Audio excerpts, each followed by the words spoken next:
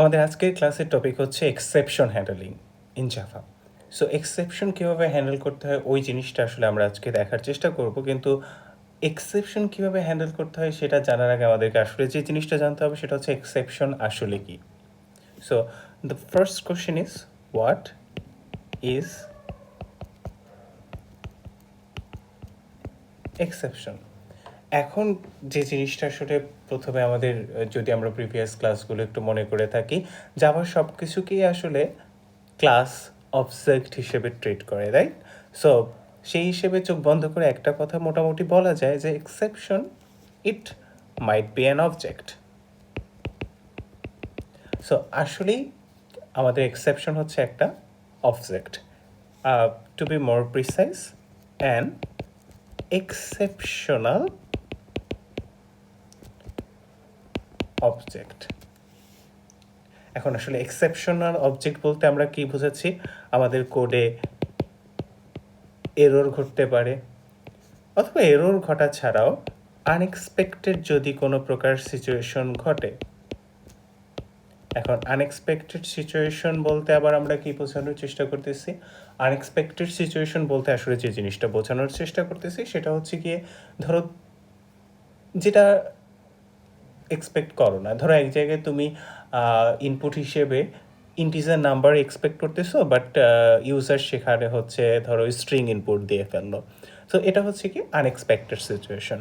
So এই ধরনের ঘটনা যখনই ঘটবে তখনই যে সমস্যাটা হবে সেটা হচ্ছে তোমার কোডে একটা এরর তৈরি করবে, এবং সেই এররটা will possibly lead to code crash যদি তুমি অন্য কিছু না করে থাকো।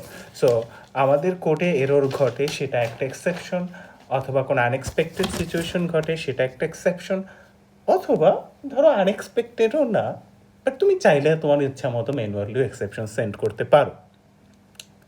সো এক্সেপশন আসলে দুইভাবে জেনারেট হয়। একটা হচ্ছে গিয়ে জাভা রান টাইম সিস্টেম দিয়ে এক্সেপশন জেনারেট হইতে পারে, আর তুমি ম্যানুয়ালি এক্সেপশন জেনারেট করতে পারো। So Java run time system আসলে কখন এরর দিবে? জাভা রান টাইম সিস্টেম আসলে এরর দিবে কখন সেটা যদি আমরা চিন্তা করি, এটা হচ্ছে জাভা ল্যাঙ্গুয়েজের কিছু রুল আছে, অর্থাৎ যে সকল ঝামেলাটা, যে সকল এররকে আমরা রান টাইম এরর বলে থাকি।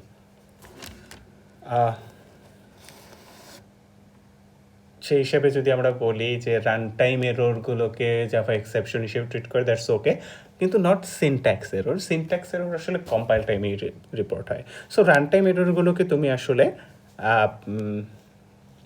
ইসের কাছে, ইউজারের কাছে যখন রিপোর্ট করতে চাচ্ছ তখন সেটাকে জাভা এক্সেপশন হিসেবে রিপোর্ট করতেই পারে।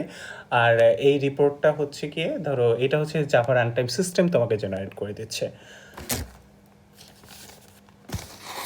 তো মোটামুটি আমরা যেটা বুঝলাম, সো এক্সেপশন হচ্ছে আনএক্সপেক্টেড একটা কন্ডিশন, এবং সেই আনএক্সপেক্টেড কন্ডিশনটা তুমি তোমার প্রোগ্রাম অনুযায়ী আনএক্সপেক্টেড হইতে পারে, অথবা জাভা ল্যাঙ্গুয়েজের সিস্টেম অনুযায়ী আনএক্সপেক্টেড হইতে পারে।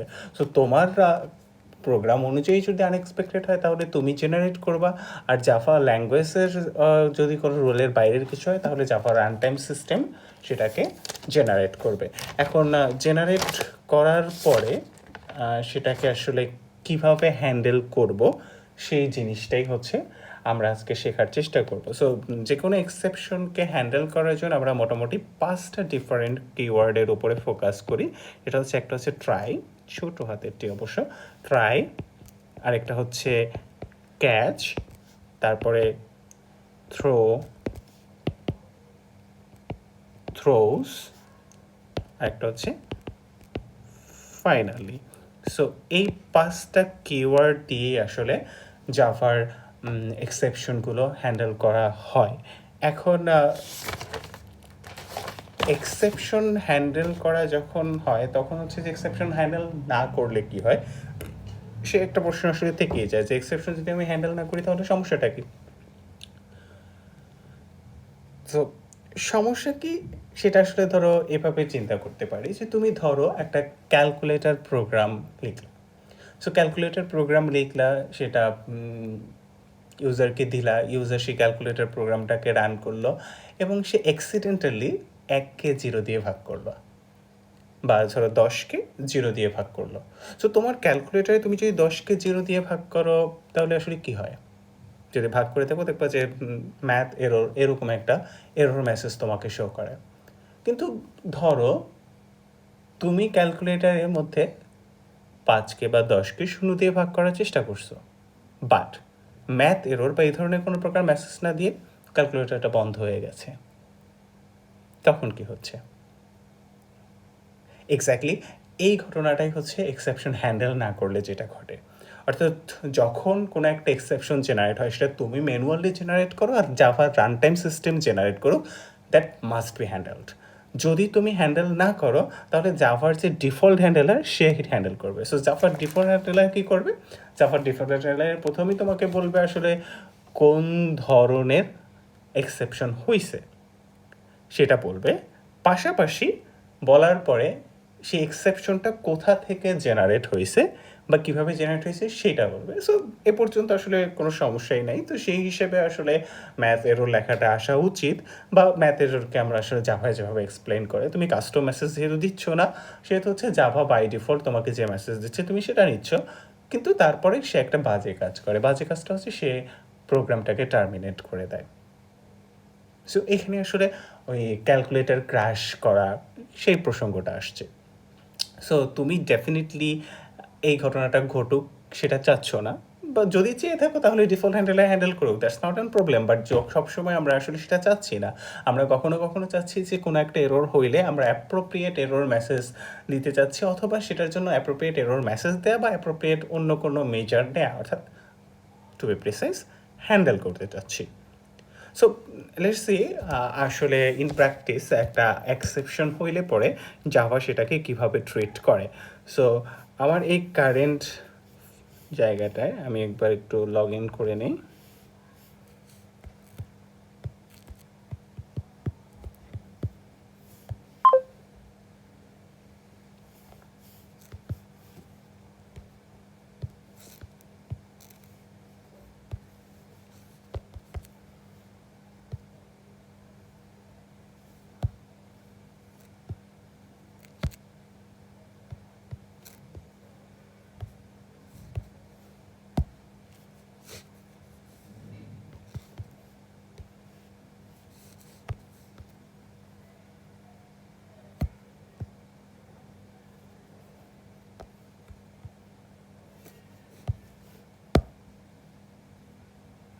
সো আমরা যদি এই প্রোগ্রামটার দিকে তাকাই, আনকট এক্সেপশন, অর্থাৎ আমি ধরো এখানে একটা এক্সেপশন হওয়ার পসিবিলিটি আছে, বাট আমি সেটাকে হ্যান্ডেল করতেছি না। পসিবিলিটি আছে না, আসলে এখানে এক্সেপশন ঘটতেছে। অর্থাৎ আমরা একটা জাভার ক্লাস লিখলাম, সেই ক্লাসের মধ্যে মেইন ফাংশনে একটা ভেরিয়েবল ডি, যেটাকে আমি 0 দিয়ে ইনিশিয়ালাইজ করলাম, এবং 0 দিয়ে ইনিশিয়ালাইজ করার পরে অন্য একটা ভেরিয়েবল এ এর মধ্যে সেই 47কে ডি দিয়ে ভাগ করে সারা রেজাল্টটা সেভ করার চেষ্টা করতেছি। কিন্তু এইখানে যদি খেয়াল করো, 47কে আসলে ভাগ করা হচ্ছে 0 দিয়ে, 47কে আসলে 0 দিয়ে ভাগ করা সম্ভব না, অসম্ভব আসলে বলা উচিত না। 47কে 0 দিয়ে ভাগ করলে রেজাল্ট হিসেবে ইনফিনিটি আসবে, এবং সেটাকে আসলে আমরা এরর হিসেবে বা রান টাইম সিস্টেমে এরর হিসেবে ডিভাইড বাই 0 এরর হিসেবে এক্সপ্লেন করে থাকি। সো এখানে আসলে কিন্তু আমরা কোনো প্রকার এক্সেপশন হ্যান্ডেল করি নাই। সো এখন যদি আমরা প্রোগ্রামটাকে কম্পাইল করি, যেটা হচ্ছে Java ue.java, so programme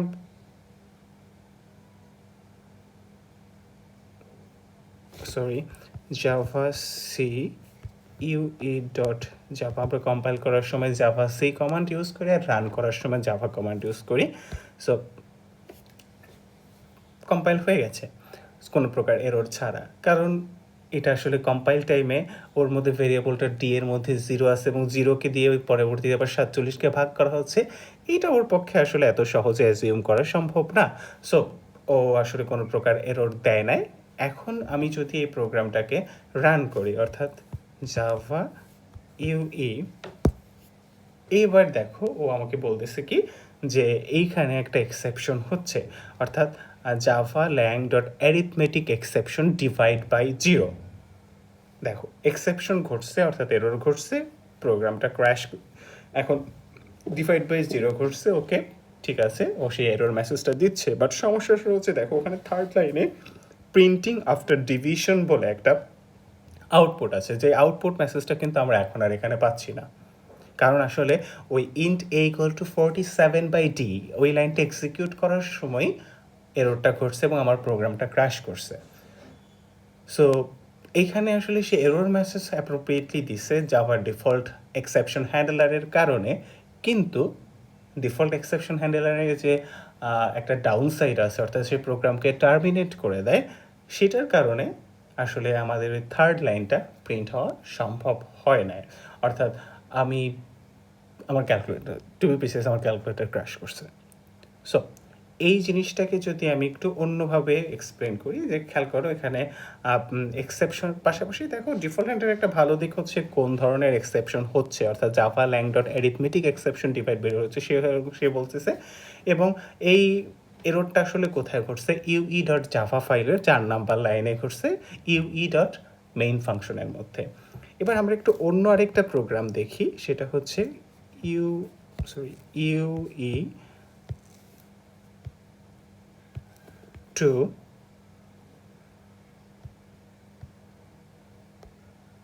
dot Java. এই প্রোগ্রামটা আসলে এক্স্যাক্টলি সে আগের প্রোগ্রামটাই, অর্থাৎ এখানেও ওই একইভাবে 47কে ডি ইকুয়াল টু 0 দ্বারা ভাগ করা হচ্ছে, বাট এবার আমরা একটা ইউজার ডিফাইন্ড ফাংশনের মধ্যে বা মেথডের মধ্যে এই কাজটা করছি, অর্থাৎ স্ট্যাটিক ভয়েড অ্যানাদার মেথড নামের একটা মেথড আছে, এবং সেই মেথডের মধ্যে আসলে এররটা ঘটছে, এবং সেই এররটা আসলে মেইন ফাংশন থেকে কল করা হচ্ছে। So essentially UE dot Java আর ইউই টু ডট জাভা আসলে সেম। আমি শুধু এটা দেখানোর চেষ্টা করতেছি যে এরর মেসেজটা কীভাবে চেঞ্জ হয়। So let's compile this file Java C UE2 dot java. Okay, compilation complete. Java UE2 dot java.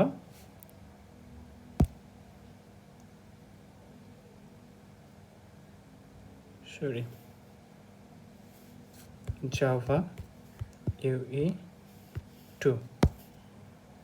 So এবারে দেখো একই জিনিসই ঘটছে, অর্থাৎ exception in thread main Java lang arithmetic exception divide by zero, এই জায়গাটা আসলে কোনো চেঞ্জ নেই, কিন্তু চেঞ্জটা কোনটায়, এবার তারা বলতেছে যে এররটা ঘটছে ইউই ডট টু জাভা ফাইলের 7 নাম্বার লাইনে অ্যানাদার মেথড ফাংশনের মধ্যে, এবং সেই অ্যানাদার মেথডটাকে কল করা হচ্ছে মেইন মেথড থেকে।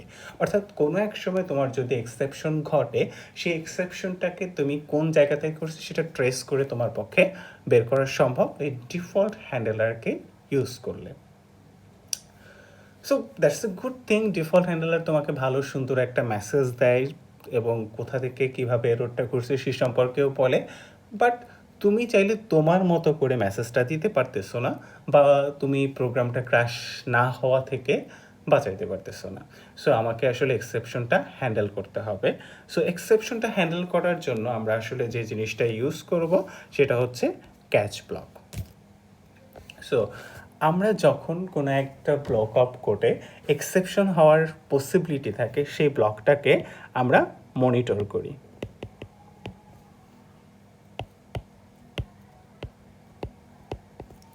সে ব্লকটাকে মনিটর করার পরে সেখান থেকে যদি কোনো এক্সেপশন তৈরি হয়, তাহলে সেই এক্সেপশনটাকে আমরা ক্যাচ করি। সো বেসিক্যালি এইটাই হচ্ছে এক্সেপশন হ্যান্ডেলিংয়ের সবথেকে কমন ওয়ে। এছাড়া আরও অনেক ওয়ে আছে, আমরা হয়তো সেটা দেখার চেষ্টা করব, বাট মনিটর করার জন্য আমরা ট্রাই কিওয়ার্ড ইউজ করে থাকি। সো কোনো একটা ব্লক অফ পিস অফ কোডের মধ্যে যদি এরর হওয়ার বা এই ধরনের কোনো আনএক্সপেক্টেড সিচুয়েশন ঘটার সম্ভাবনা থাকে, তখন আমরা যে কাজটা করি সেটা হচ্ছে সেই কোড অংশটাকে আমি হচ্ছে ট্রাই ব্লকের মধ্যে রাখি, এবং সেই ট্রাই ব্লকের ঠিক ইমিডিয়েট পরে আমি একটা ক্যাচ ক্লজ বা ক্যাচ ব্লক রাখি, সেটার মধ্যে থেকে ওই এক্সেপশনটাকে হ্যান্ডেল করার চেষ্টা করি। অর্থাৎ কীভাবে আমি হ্যান্ডেল করতে চাচ্ছি আমার মতো করে এরর মেসেজ দেওয়া বা অন্য কোনো মেজার যদি নিতে হয়, তাহলে সে অন্য মেজার আমরাই সেখান থেকে নিতে পারবো। White executes every time.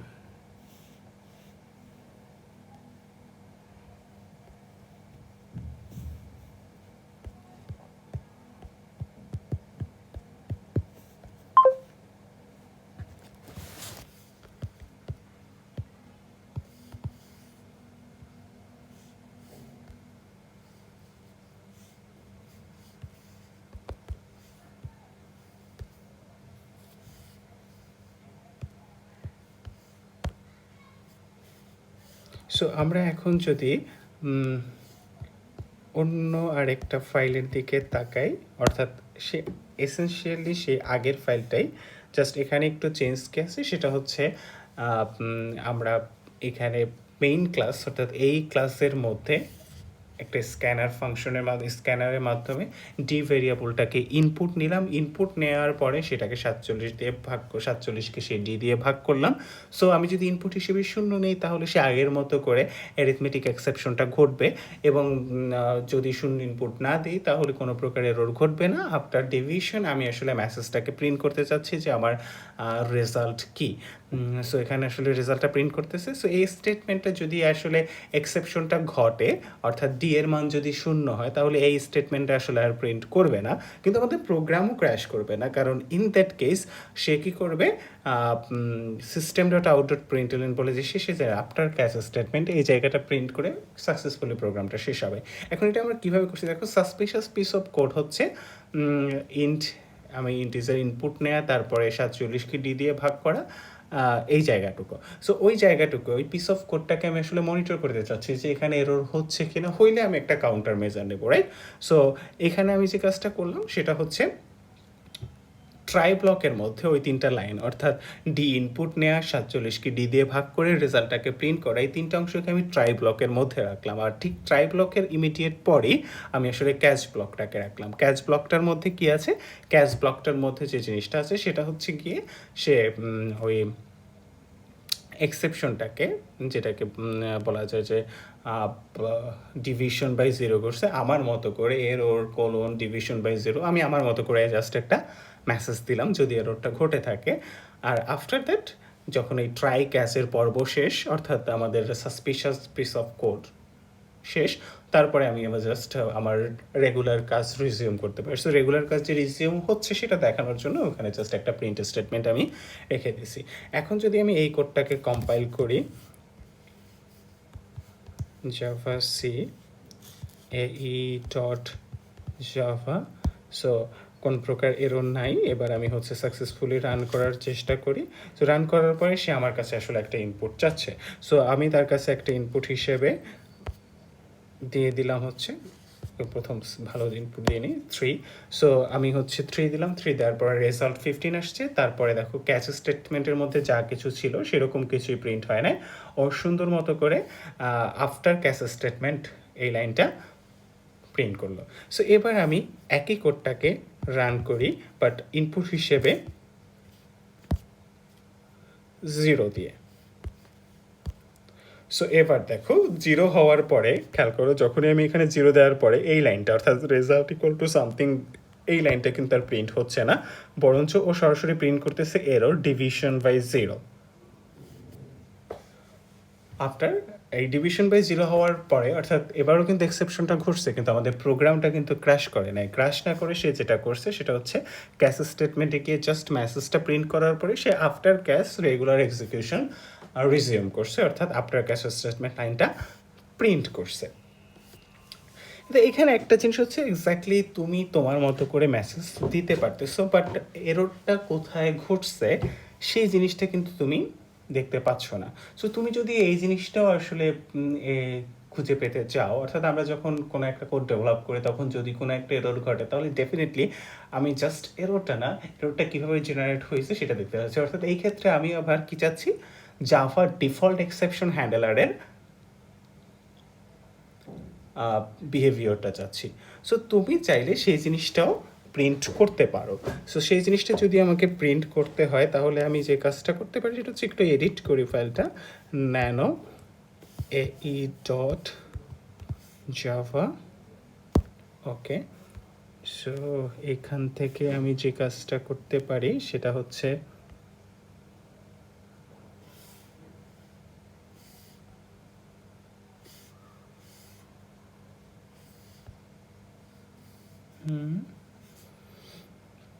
ওকে,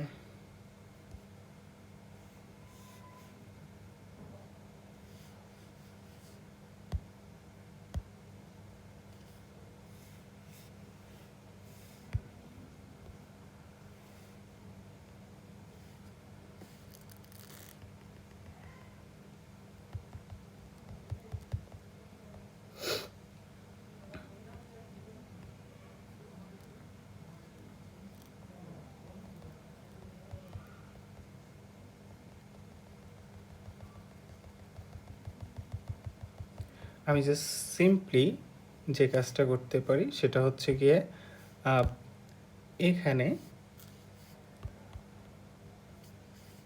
ই ডট প্রিন্ট এসটিএসসি কে স্ট্যাক টিআরএসসি ই, অর্থাৎ এক্সেপশনটাকে আমি ই নামের একটা ভেরিয়েবল আকারে ধরলাম এবং সেই এক্সেপশনটা কীভাবে করছে সেটা ওই এক্সেপশন ক্লাসের মধ্যে প্রিভিল্ড একটা ফাংশন আছে, সেটা হচ্ছে stacked e dot print stack trace. Print stack trace ফাংশনটাকে আমি আসলে কল করার চেষ্টা করতেছি। সো এক্সেপশনের যখন আমি ফাংশনটাকে কল করলাম,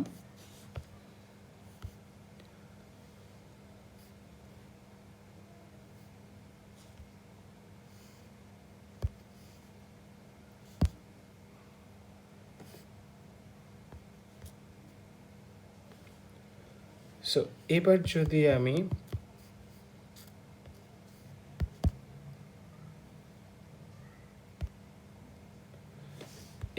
আমি আবার কম্পাইল করি E dot Java, so compilation শেষ, এবার আমি রান করি আমি আমাকে মতো করে একটা 0 ইনপুট দিলাম।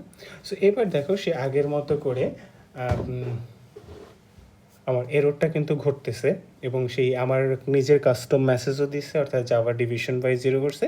পাশাপাশি জাভা ডিফল্ট যে এক্সেপশন হ্যান্ডলারের যে মেসেজটা ছিল সেই মেসেজটা, অর্থাৎ এক্সেপশনের টাইপ এবং এক্সেপশনের পয়েন্ট অফ অরিজিন দুইটাকেই কিন্তু সে এখানে দেখাচ্ছে। সো আমরা চাইলে আসলে আমাদের এক্সেপশনগুলোকে এভাবে হ্যান্ডেল করতে পারি, অর্থাৎ আমরা ম্যানুয়ালিও এক্সেপশন হ্যান্ডেল করতে পারি, আবার চাইলে কি করতে পারি সেটা হচ্ছে জাভার ডিফল্ট এক্সেপশন হ্যান্ডলারের উপরেও ছেড়ে দিতে পারি।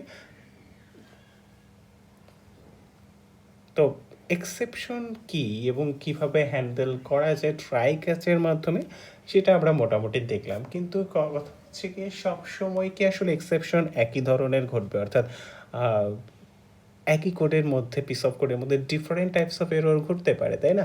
আর আমরা কিন্তু এখানে যদি আবার এই ডট জাভার দিকে দেখি, এখানে কিন্তু সিম্পলি আমরা এক ধরনের এক্সেপশন হ্যান্ডেল করছি, সেটা হচ্ছে এই দেখো অ্যারিথমেটিক এক্সেপশন ই। সো অ্যারিথমেটিক এক্সেপশন ই, এই অ্যারিথমেটিক এক্সেপশন ছাড়া যদি অন্য কোনো ধরনের এক্সেপশন ঘটে আমাদের ক্যাচগুলো কিন্তু সেই এক্সেপশনটা ধরতে পারে না। সো এই কারণে আমাদের কোডে যদি একটা ব্লক আপ কোডের মধ্যে যদি মাল্টিপল টাইপস অফ এক্সেপশন ঘটার পসিবিলিটি থাকে, সেই ক্ষেত্রে আমরা আমাদের পুরো প্রোগ্রামটাকে কীভাবে অথবা এক্সেপশনগুলোকে কীভাবে হ্যান্ডেল করতে পারি এবার একটু সেটাকে আমরা দেখার চেষ্টা করি। অর্থাৎ মাল্টিপল ক্যাচ ব্লকের মাধ্যমে আমরা আসলে চাইলে একটা ট্রাইয়ের পরে মাল্টিপল ক্যাচ দিতে পারি এবং সেই মাল্টিপল ক্যাচের মাধ্যমে ডিফারেন্ট টাইপস অফ এক্সেপশনগুলোকে ধরতে পারি। সো এক্সাম্পল হিসেবে আমরা আরেকটা কোড দেখি, সেটা হচ্ছে ক্যাট মাল্টিক্যাচ ডট জাভা। সো এইটার মধ্যে যদি আমরা এর পুরো কোডটা যদি একটু বোঝার চেষ্টা করি, এখানে এমসি জাভা ক্লাসটার মধ্যে প্রথমে আমাদের যে ডিফল্ট আর্গুমেন্টের জন্য যে একটা পাস থাকে, আমরা যদি একটু আমাদের পুরনো ক্লাসেরগুলোর কথা মনে করে থাকি, সেটা হচ্ছে যে কমান্ড লাইনের মাধ্যমে আর্গুমেন্ট পাস করা যায়। অর্থাৎ যখন আমরা টার্মিনাল থেকে রান করতেছিলাম, ওই রান করার মোমেন্টে আমরা চাইলে আর্গুমেন্ট পাস করতে পারি এবং সেই আর্গুমেন্টগুলো আসলে এই ARGS অ্যারের মধ্যে একটি স্ট্রিংয়ের অ্যারে আকারে সেভ হয়। সো সেই জিনিসটা যদি আমরা একটু রিকল করতে পারি তাহলে এইখানে আসলে আমরা আমাদের কোডটা বুঝতে একটু সুবিধা হবে। এইখানে আমাদের খেয়াল করো ট্রাই ব্লকের মধ্যে কি আছে, মেইন ক্লাসের মেইন ফাংশনের ট্রাই ব্লকের মধ্যে যেটা আছে সেটা হচ্ছে একটা ভ্যারিয়েবল ইন্ট এ ডিক্লেয়ার করা হয়েছে। ইন্ট এ ডিক্লেয়ার করার পরে সেটার মধ্যে আমি আর্গুমেন্ট অ্যারের মধ্যে 0 নাম্বারতম যে এলিমেন্টটা আছে সেই এলিমেন্টটাকে ইন্টিজারে কনভার্ট করার পরে তার মেসেজটা ইন্টিজারে কনভার্ট করার পরে সেটাকে আমি এ ভ্যারিয়েবলের মধ্যে সেভ করতেছি। সো ইন্টিজার ডট পার্স ইন্টের কাজ হচ্ছে ও একটি স্ট্রিংকে আর্গুমেন্ট আকারে নেয় এবং আর্গুমেন্ট আকারে নিয়ে সেটাকে ইন্টিজারে কনভার্ট করে এবং সে ইন্টিজারে কনভার্ট করার পরে ভ্যালুটাকে রিটার্ন করে। এখন এমনও ঘটনা ঘটতে পারে যে আমি সাপোজ স্ট্রিং হিসেবে ABCD পাঠাইলাম, অর্থাৎ আমি যদি এভাবে চিন্তা করি যে আমি স্ট্রিং হিসেবে এখানে ABCD পাঠাইলাম স্ট্রিং আকারে, ও কিন্তু সেটাকে আসলে ইন্টিজারে কনভার্ট করতে পারবে না, তাই না? ওর যদি বলি যে ইন্টিজারে কনভার্ট করবে তাহলে ও আসলে সর্বোচ্চ যে কাজটা করতে পারে, অর্থাৎ আমি যদি স্ট্রিং আকারে 1 2 3 4 পাঠাই, ও সেটাকে কনভার্ট করে 1234 আমাকে বানিয়ে দিতে পারবে। সো আমি যখন টার্মিনালের মাধ্যমে রান করার সময়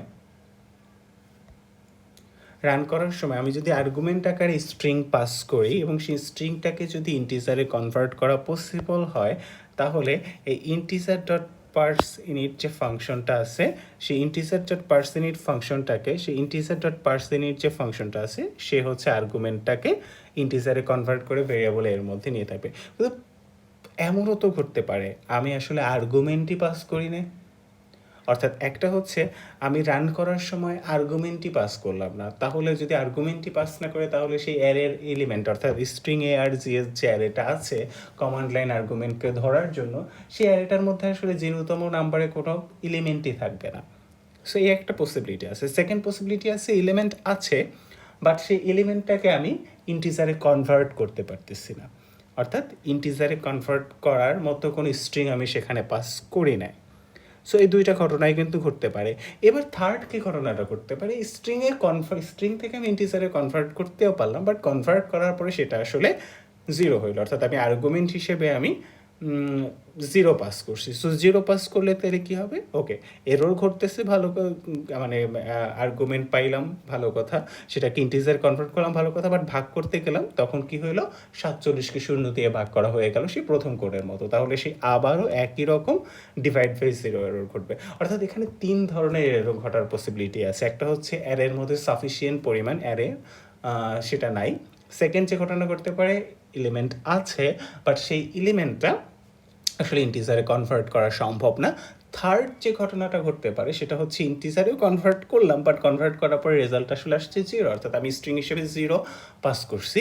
সো তখন আসলে অ্যারিথমেটিক এক্সেপশন ঘটবে। সো এই প্রথম 3টা লাইনে 3 ধরনের এক্সেপশন আসলে ঘটতে পারে। কোনটা ঘটবে রান টাইমে আমি কিন্তু সেটা জানি না।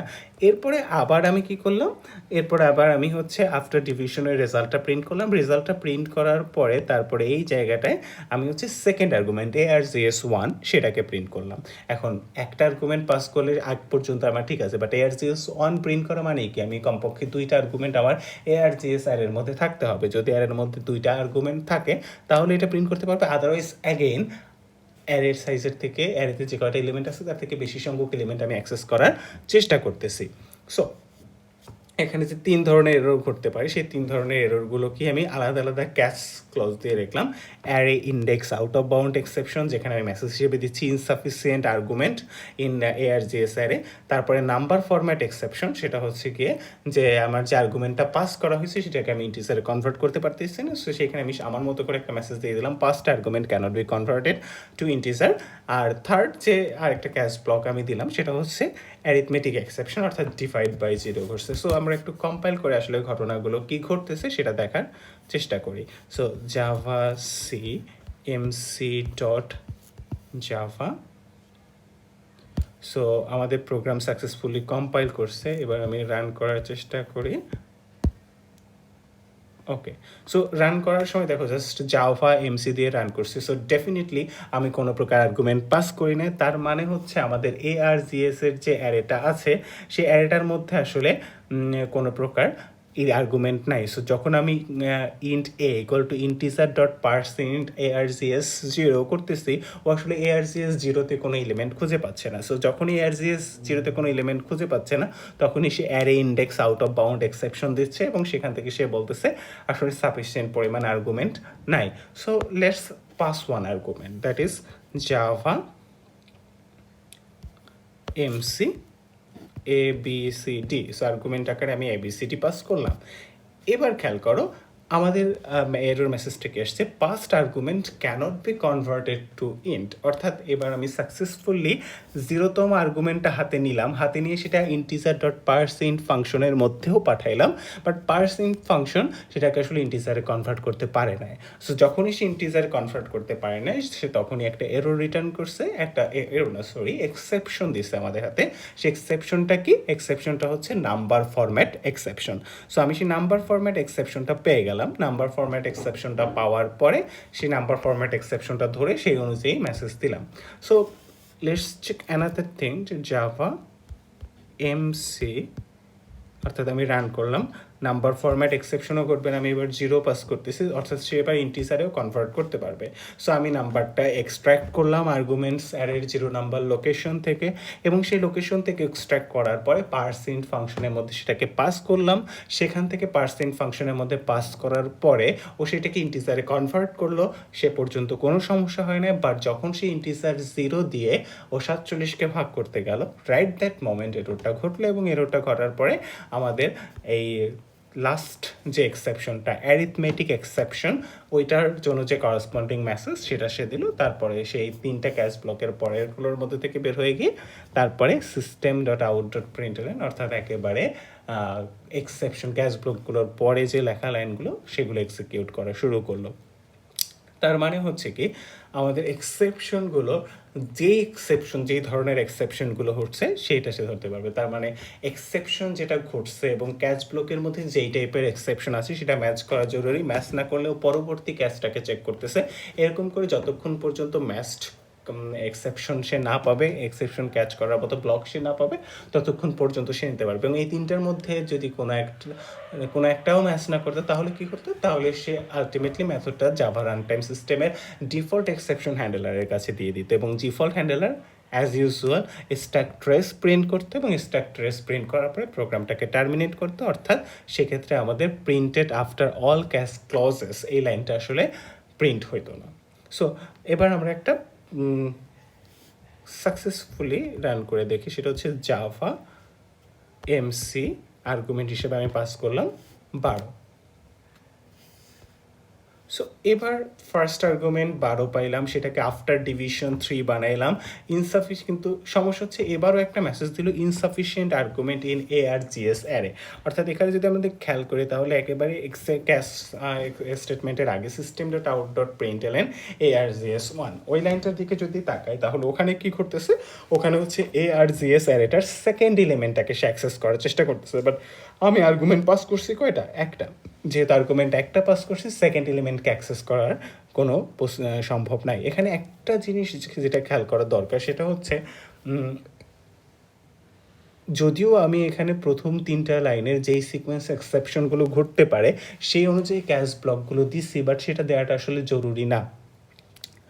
অর্থাৎ আমাদের array index out of bound exception যদিও আমি শুরুতে লিখছি, তুমি পরে দিলেও সেটা সম্ভব না। অর্থাৎ কোন সিকোয়েন্স এক্সেপশন ঘটার চান্স আছে সেই সিকোয়েন্স মেনটেন করে আমাকে এক্সেপশনগুলো আর এক্সেপশনগুলোর জন্য ক্যাশ ব্লক দিতে হবে, সেরকম কোনো কথা নেই। সো ক্যাশ ব্লকগুলো কোন সিকোয়েন্স এক্সেপশন ঘটতে পারে তার সাথে কোনো রিলেশন নাই, তবে কোন ধরনের এক্সেপশন ঘটতে পারে সেটার উপরে ডিপেন্ড করে।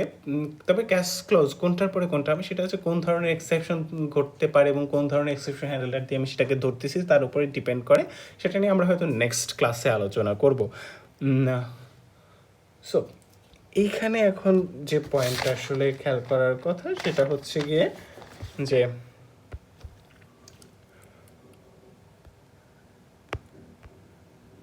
যখনই এক্সেপশন ঘটুক না কেন, আমার সেই মোমেন্টে এক্সেপশনটাকে আমি ধরতে পারতেছি। এখন আমরা একেবারে পুরো প্রোগ্রামটা রান করে দেখি যাতে কোনো প্রকার এক্সেপশন না ঘটে। সেটা হচ্ছে ধরো mc.java, এখানে 12 দিলাম, 12 দেওয়ার পরে পরবর্তী আর্গুমেন্ট হিসেবে কি দেবো, ধরো সেকেন্ড, আরেকটা স্ট্রিং পাস করলাম।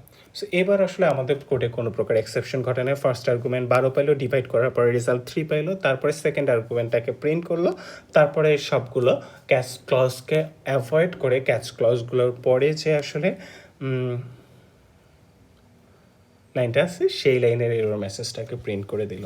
সো আমরা মোটামুটি দেখলাম যে মাল্টিপল ক্যাচ ক্লজ কীভাবে হ্যান্ডেল করা যায় সেই জিনিসটা এখানে মোটামুটি বলা আছে।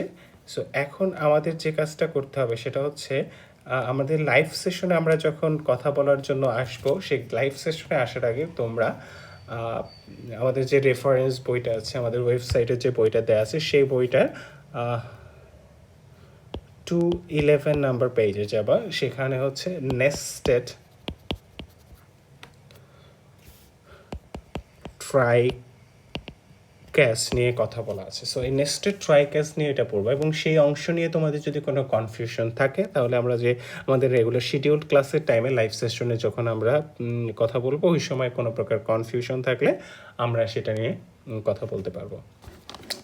সো আমরা আগে দেখছিলাম যে হ্যান্ডেল করার জন্য আমাদের হাতে ট্রাই, ক্যাচ, থ্রোস, ফাইনালি 5 ধরনের কিওয়ার্ড আছে, এবং তার মধ্যে ট্রাই আর ক্যাচের বিহেভিয়ার আমরা মোটামুটি দেখলাম।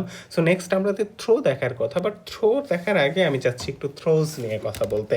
সো থ্রোজ নিয়ে যদি আমি আসলে কথা বলতে চাই, সো তার আগে আমরা যে মেথড একটা অলরেডি ব্যবহার করছিলাম সেই মেথডটার দিকে যদি একটু তাকাই, আমরা মেথড ব্যবহার করছিলাম হচ্ছে গিয়ে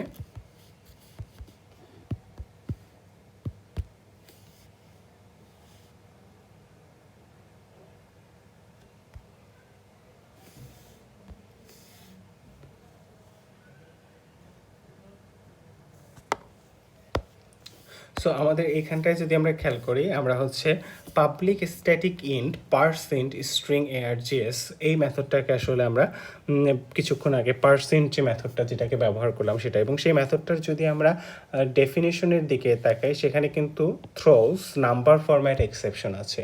অর্থাৎ ওই ফাংশনটা যখন আমরা লেখার চেষ্টা করছিলাম, সেই লেখার চেষ্টা করার সময় ওখানে সিম্পলি আমরা থ্রোস ফাংশনটাকে মানে যেটা বলছে যে ও পার্সেনিট ফাংশন কোন ধরনের এক্সেপশন তো থ্রো করে সেটা কথা বলা হচ্ছে। Definitely parseInt built in function, but parseInt definitely কী করে, সে একটা স্ট্রিং আর্গুমেন্ট আকারে নেয়, তারপরে সেটাকে কনভার্ট করার ইন্টিজারে কনভার্ট করার চেষ্টা করে। কনভার্ট করতে পারলে ভালো কথা, কনভার্ট করতে না পারলে ওইখানে আসলে একটা নাম্বার ফরম্যাট এক্সেপশন তৈরি হয়। বা সেই নাম্বার ফরম্যাট এক্সেপশন পার্সেন্ট ফাংশনটা নিজে কিন্তু হ্যান্ডেল করতেছে না, কারণ ও যদি নিজে হ্যান্ডেল করতো তাহলে তুমি কিন্তু এখান থেকে কল করলে কখনোই পার্সেন্ট মানে এক্সেপশনটা আসলে তৈরি হতো না, ওই নাম্বার ফরম্যাট এক্সেপশনটা। ও এক্সেপশনটা নিজে হ্যান্ডেল না করে থ্রো করে। থ্রো করলে কি হয়, তুমি মেইন ফাংশন থেকে কল করতেছিলা, সো তোমার কাছে ওই এক্সেপশনটা চলে আসবে। অর্থাৎ যদি কোনো একটা ফাংশনের মধ্যে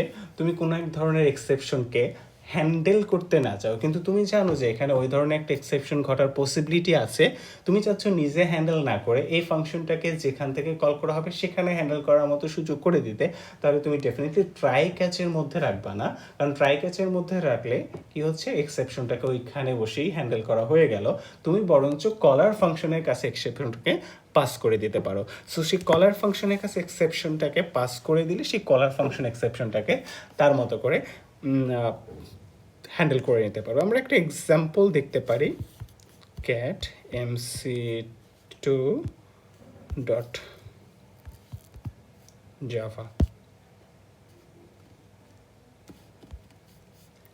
সো এই কোডটার দিকে যদি আমি একটু তাকাই, এই কোডটার মধ্যে আসলে কি হচ্ছে, এই কোডটার মধ্যে সেই এক্স্যাক্টলি mc.java ফাইলের মধ্যে যা ঘটতেছিল তাই ঘটছে, বাট এখানে মেইন মেথডের পাশাপাশি আরেকটা স্ট্যাটিক মেথড আছে, সেটা হচ্ছে ডেমো।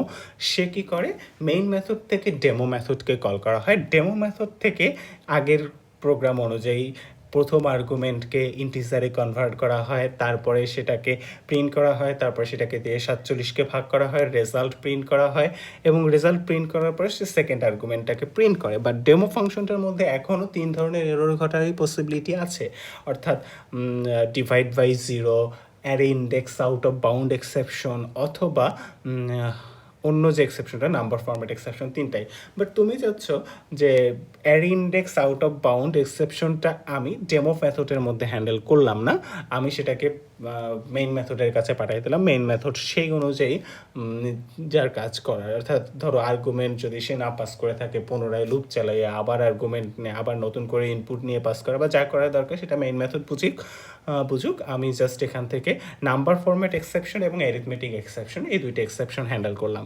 সো এখানে একটা জিনিস খেয়াল করো, অর্থাৎ ডেমো মেথড সে কী করে, সে হচ্ছে দুইটা এক্সেপশনকে হ্যান্ডেল করে, নাম্বার ফরম্যাট এক্সেপশন এবং অ্যারিথমেটিক এক্সেপশন। কিন্তু পাস হওয়া আর্গুমেন্টের মধ্যে যদি সাফিসিয়েন্ট পরিমাণ আর্গুমেন্ট না থাকে, অর্থাৎ array index out of bound exception যদি ঘটে, সেটাকে সে হ্যান্ডেল করছে না, সে সেটাকে কি করতেছে, থ্রো করে দিচ্ছে এবং মেইন মেথড সেটাকে হ্যান্ডেল করতেছে।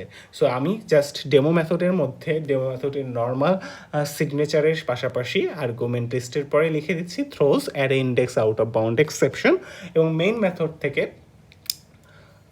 মেথড থেকে আমি সিম্পলি সেই আর্গুমেন্টটাকে সেই এক্সেপশনটা যদি ঘটে থাকে সেটা মেইন মেথডের মধ্যে থেকে হ্যান্ডেল করতেছি। সো আমরা এবার যদি রান করে দেখি, ঘটনাটা আসলে এক্স্যাক্টলি সেই আগের মতোই ঘটবে। Java MC two dot Java MC two, এবং আর্গুমেন্ট হিসেবে আমি 0 পাস করে জাস্ট সিম্পলি দেখাচ্ছি যে আমি যদি 0 পাস করি তাহলে হচ্ছে ডিভাইড বাই 0, অর্থাৎ যেভাবে হ্যান্ডেল হওয়ার কথা ছিল সেভাবেই হচ্ছে। বাট আমি যদি কোনো প্রকার আর্গুমেন্ট পাস না করি, অর্থাৎ জাভা এমসি টু, তাহলেই আসলে কিন্তু array index out of bound exception করতেছে, এবং সেটাও কিন্তু হ্যান্ডেল হচ্ছে, খুব সুন্দরভাবেই হ্যান্ডেল হচ্ছে। এবং সেই হ্যান্ডেলটা আসলে কে করতেছে, মেইন মেথড করতেছে। এবং এটা আমরা কীভাবে করতে পারতেছি, মেইন মেথডের মধ্যে। তবে এখানে একটা ইন্টারেস্টিং পয়েন্ট আছে, সেই ইন্টারেস্টিং পয়েন্টটা হচ্ছে গিয়ে যে তুমি এইখানটাতে throws static void demo string throws array index out of bound exception, এখান থেকে যদি throws array index out of bound exception দিয়েও দাও, মানে কেটেও ফেলে দাও, তাহলে আসলে কোনো সমস্যা হচ্ছে না। আমরা একটু এডিট করে যদি সেই জিনিসটা দেখার চেষ্টা করি, এডিট করাটা যদিও এখান থেকে একটু ঝামেলা। MC two dot java, okay, I have to go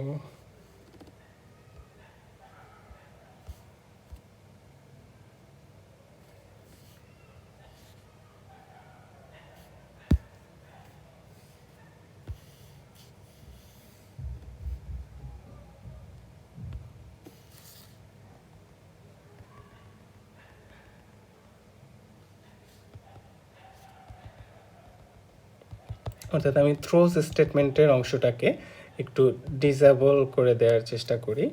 so throws স্টেটমেন্টটাকে যদি আমি ডিসেবল করে দিতে চাই, ডিসেবল করে দেওয়া বলতে হচ্ছে আমি কেটে ফেলে দিচ্ছি।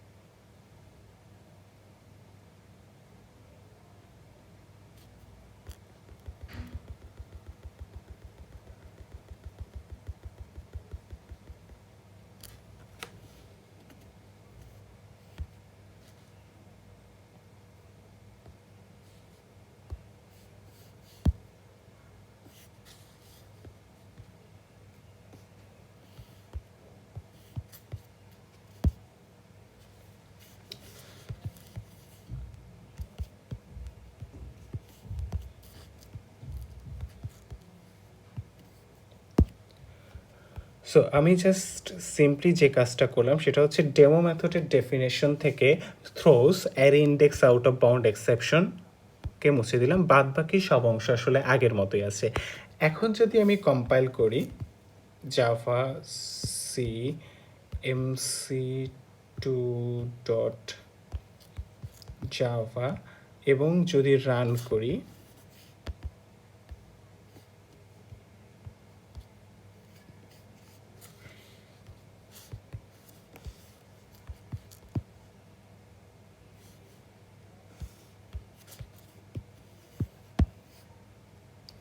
তাহলেও দেখো অ্যারে ইন্ডেক্স আউট অফ বাউন্ডের যে এক্সেপশনটা সেটা কিন্তু এখনও প্রপারলি হ্যান্ডেল হচ্ছে, অর্থাৎ আমি কিন্তু থ্রোজ দেইনি, ডেমো মেথডের মধ্যে থ্রোজ দেইনি, তারপরেও ডেমো মেথডটা সেই এক্সেপশনটাকে ঠিকই থ্রো করতেছে এবং সেই এক্সেপশনটাকে মেইন মেথড ঠিকই ক্যাচ করে, মেইন মেথডের ট্রাই ক্যাচ ব্লক ঠিকই ক্যাচ করে তারপর সেটাকে হ্যান্ডেল করতেছে, অর্থাৎ থ্রোজ দেওয়াটা কিন্তু আসলে ম্যান্ডেটরি ছিল না।